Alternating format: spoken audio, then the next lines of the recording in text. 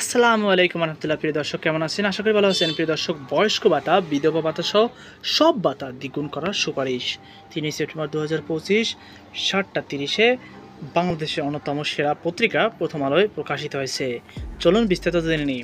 বয়স্ক ও বিধবা ভাতার মতো বিদ্যমান সামাজিক নিরাপত্তা কর্মসূচির বিভিন্ন ভাতার পরিমাণ দ্বিগুণ করা উচিত, পাশাপাশি বাড়তে থাকা শহরে দরিদ্রের জন্য নতুন কর্মসূচি গ্রহণে তাগিদ দেওয়া হয়েছে। একই সঙ্গে পথ শিশুদের শুমারি করে পৃথক কর্মসূচির ঘোষণাও সুপারিশ করা হয়।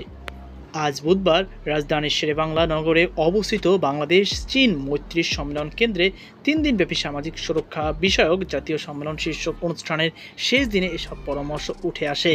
নতুন সামাজিক নিরাপত্তা কৌশল পত্রে অন্তর্ভুক্ত করতে বিবেচনা করতে হবে।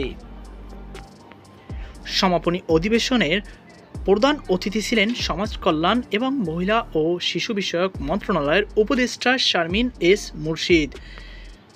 এতে সভাপতিত্ব করেন মন্ত্রিপরিষদ বিভাগের সচিব শেখ আব্দুর রশিদ। 3 দিনের আলোচনার বিষয়গুলো তুলে ধরেন মন্ত্রিপরিষদের বিভাগের অতিরিক্ত সচিব মোহাম্মদ খালেদ হাসান।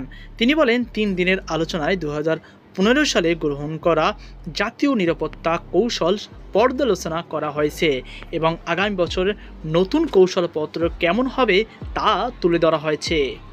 ভবিষ্যতের কৌশলপত্র নিয়ে মোহাম্মদ খালিদ হাসান বলেন, অর্থনৈতিক উন্নয়নের পাশাপাশি বৈষম্য ব্যাপকভাবে বেড়েছে। গিনি সহগের হার প্রায় 50%, তাই আমাদের লক্ষ্য হবে বৈষম্য কমানো।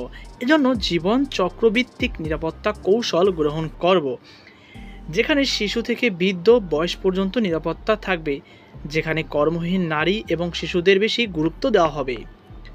মহিলা ও শিশু বিষয়ক মন্ত্রণালয়ের উপদেষ্টা শারমিন এস মুর্শিদ বলেন, শিশু থেকে বৃদ্ধদের সামাজিক নিরাপত্তা নিশ্চিত করা আমাদের দায়িত্ব। আমাদের প্রত্যাশা পূরণ হয়নি, তবে আমরা যাত্রাপথেই রয়েছি। সামাজিক নিরাপত্তা কোনো দয়া নয়, এটা অধিকার। মানুষের অন্তর্ভুক্তিমূলক স্বাস্থ্য, শিক্ষা, খাদ্য ও মর্যাদা নিশ্চিত করা আমাদের দায়িত্ব। তো প্রিয় দর্শক, এই ছিল আমার সর্বশেষ আপডেট। সকল আজকে পর্যন্ত। আল্লাহ হাফেজ।